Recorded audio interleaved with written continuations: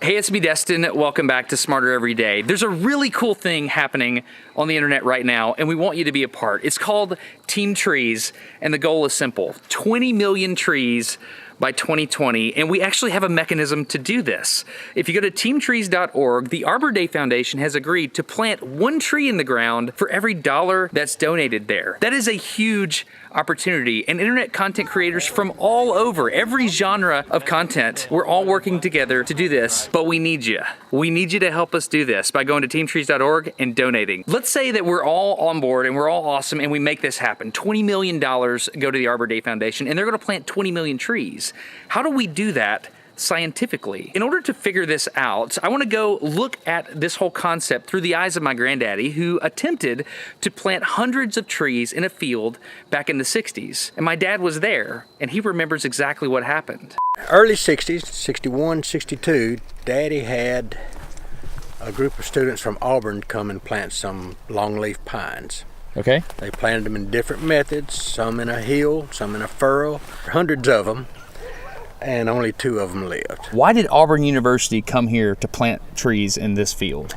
It's not native to this area, and Auburn wanted to see if the longleaf pine could survive this far north. The fact that longleaf pines were planted here is super interesting because Granddaddy's land was just north of the natural range for that species. Whenever I travel to different regions of the world, I love to discover what tree species thrive in that environment, whether it be a strangler fig in Peru, a baobab tree in Western Africa, or the famous Recoleta rubber tree in Buenos Aires, Argentina. Certain species of trees always seem to thrive in certain areas. To learn more about why certain trees thrive in certain environments, I went to Auburn University's School of Forestry and Wildlife Sciences, where I met with Dr. Becky Barlow and Dr. John Cush. Both are experts in sustainable forestry and both know a ton about the longleaf pine. How does a person find the right tree for the right location? Let's say someone lives in Ohio, for example, or they live in, I don't know, Wyoming, and they need to figure out the exact tree they need to plant on their property. So the first thing they need to do is, like Dr. Cush was saying, you need to think about the soils. You need to think about what soils you have. You need to think about what you are willing to do from a management standpoint. How active are you willing to be in the management of your property? Some people are just like, want to plant it and walk away and not have to do anything to it. And that's okay too, and there's certain things you can do from that standpoint.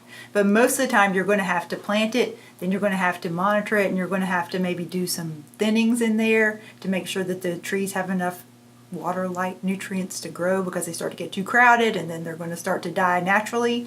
And so you want to thin it so you don't have that natural mortality. You can actually capture that mortality. So there's science to it. Yeah, a lot. And you also need to know about the trees. So you need to think about the tree that you want to plant and think about its life history. It's Silvix is what it's called. How do you spell that? Silvics. Okay. So it's kind of its life history. So where does it normally occur? Where does it naturally occur? How does it grow? How tall does it get? Does it need a lot of sunlight, or can it tolerate shade? So it's those things like that that you need to understand about the trees that you're wanting to plant, and then making sure that's how you match the tree to your site. Dr. Cush pulled up a soil survey from Granddaddy's land and explained that the different types of soil affect how trees grow differently. He said the main factor, however, was probably that Granddaddy planted them in a grassy area where the weeds probably choked out the young trees. So, longleaf pine. Longleaf pine. What do I need to know? Burn it. What? Burn it. What do you mean? Plant it, burn it. What do you mean?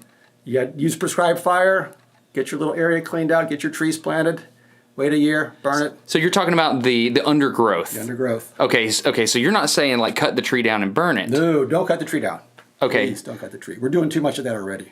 Okay, so fires can be a good thing if they're done correctly, is what you're Fires saying. are an excellent thing if done correctly, but we have to do it correctly. What do you mean?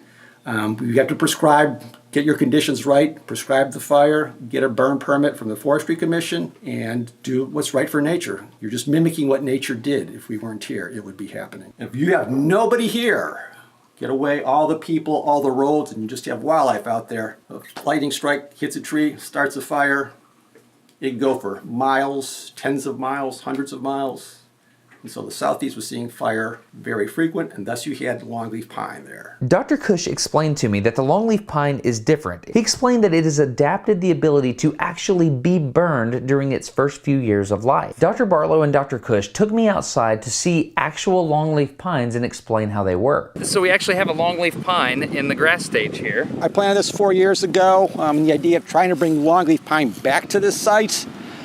And so it has this stage where it doesn't really put on any woody extension growth like all trees do. And so it waits for its chance to take fires for a couple years, and then out of that central bud, it will one day decide that it's time to come out of the grass stage, and off it will go. Really?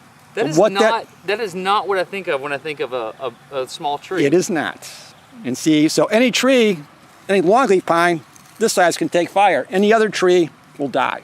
So that's why it exists like this. That's why it gets like this. And then when it comes out of that grass stage, it'll put on 4 or 5 feet of growth in that year, get its quote-unquote head above the fire, and it just hangs out for the next 300-400 years. So this is just a completely different strategy for survival. Absolutely. Unique in the world. When the longleaf pine is in the grass stage, it's busy making a very deep taproot, which also means it's drought resistant. Check out the comparison of this loblolly pine and this longleaf pine. This is only 2 years old, and that's 4 years old. We're in 35 days of drought. Did this die recently? Yeah, this is probably just died within the last 3 or 4 days. Oh, really? Yeah. So we've got some real data here. This is real data. So This is actual. loblolly pine died Yep. because of the drought. The longleaf pine is just kicking it. It's just kicking it. It's just hanging out saying, I'm not quite ready to come out of the grass stage. What that trigger is going to be, nobody knows, but At some point, it's at going to some figure it out. point, my guess is based on the size now, it's going to come out next year. So odd as it might sound, talking to Dr. Cush and Dr. Barlow taught me that one of the reasons Granddaddy's trees might have died would have been lack of fire. 4 days after visiting Auburn University, I'm driving across northern Florida. Trees on the left side of the road are tall and healthy, but they have burned trunks. Trees on the right side of the road are crowded and they look like scrub brush. It all clicked when I saw this sign. I could not have planned this if I tried. It turns out there's a place down here called the E.O. Wilson Biophilia Center. They're all about the longleaf pine, and I have to show you what I learned. These people are awesome. This is Ashland. I just found this place, and I'm seeing that right there, which leads me to believe that you guys believe in burning to promote longleaf pine health. Is that right? Yes, very controlled burning. Controlled burning, but the whole idea is to get the fuel at the bottom of the ecosystem to, you know, just take out all the scrub brush, right? Exactly. Yes. Cool. And you said there's somebody I could talk to? Yeah, definitely. We'll find Bob. Okay, we're gonna go see Turtle Bob, who knows about burning longleaf pines. Hi. Nice to meet you. So you know about burning longleaf pines? Well, we burned a few. Planted a few as well. Fire is important to keep the longleaf pine ecosystem alive because, to start with, it requires bare mineral soil to start germinating. And then what it does is it opens it up enough for gopher tortoises to survive. Gopher tortoises have to have an open habitat. This is a gopher tortoise. And these are the turtles, or they're not turtles, they're tortoises that make the burrows, right? Yes. And they make the burrows as a result of the longleaf pine? So they do make it in that nice open sandy soil that can be found in the longleaf pine ecosystem.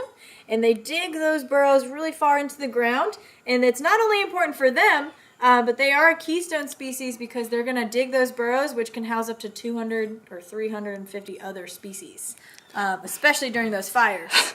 So She's waving. those animals need places to go. Really good place to do that is going to be a big hole in the ground. Ashland took me out into the forest and showed me several young longleaf pines in the grass stage and then the secondary stage known as the bottle brush phase, which then leads to the sapling phase and finally the mature trees. Ashland took me out further into the forest to show me the holes that the gopher tortoises dig, and this is where it all came together. Because this tree can survive fire, the underbrush gets cleared away, which paves way for this turtle to gain access to the forest floor where it can dig these holes. As Burning Bob explained, these holes support hundreds of other species that are then able to live on the forest floor, which creates an ecosystem which can sustain even larger umbrella species such as the black bear. So it isn't about a single tree, it's about an entire ecosystem. An ecosystem which takes advantage of one particular tree's ability to survive fire. So this is like what the natural forest looks like. Yes, if we didn't burn it, lightning would, and then it would eventually have this nice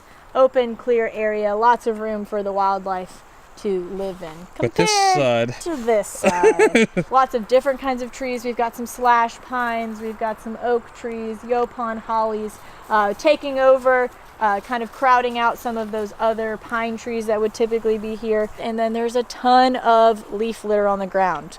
So we actually call that pine straw our fuel load. If lightning were to strike that right now, it would burn entirely too hot, entirely too quick, and would definitely turn into a wildfire, which would be very bad. So if I were to decide to plant a tree, Yes. what would you tell me? What do I need to know? I would say plant a longleaf. If you live in an area that'll sustain a longleaf, you're going to need to be upland, not too wet. Definitely stick to the native plants. So look at the local environment and the ecosystem and identify the sylvics of the trees in your area and figure out what trees will grow there and then pick something like that, you'd say? Yeah, something that's a lot of different animals are going to use. Okay, so think about the whole ecosystem. Don't just think about the one tree. Yeah. It doesn't have to look pretty, but it has a job. Teamtrees.org. That's the whole point of this entire video. We partnered with the Arbor Day Foundation because they are the experts. They understand the sylvics. They know exactly what tree to plant in what location. And the goal is simple. We want to raise $20 million for 20 million trees by 2020. And to do that, we're going to need your help. And I would encourage you to consider going to teamtrees.org and donating, or right here on the YouTube page, there's a donate button below. If you use that, YouTube's going to pay for the transaction fees. This is a huge thing that we're all doing together. It is rare to have the opportunity to plant one tree for $1, so I'm gonna take advantage of that. I don't know if you've ever planted a tree. It's kind of expensive to go buy an individual tree and put it in the ground, but at this kind of scale, you can literally plant 1,000 trees for $1,000, or 100 trees for $100, or 10 trees for $10. Your money goes a really long way to help the environment. So if you're interested in doing that, teamtrees.org, or click the button below to donate here on YouTube. In fact, the sponsor for this video, HelloFresh, they've agreed to donate $5,000 to plant 5,000 trees. This episode of Smarter Every Day and my donation to teamtrees.org is sponsored by HelloFresh, and you're gonna help me today, Dad? I'm gonna try.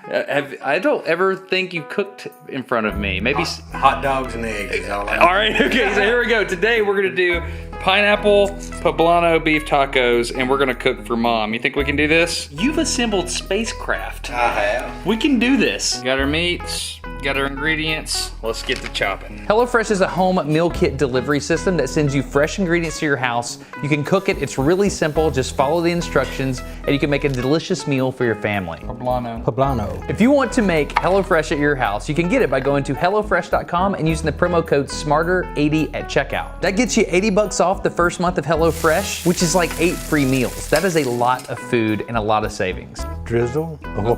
Oh, you're the one I got it from. HelloFresh is now from $5.66 per serving, so you can feed your family delicious food at an affordable price. All right, moment of truth.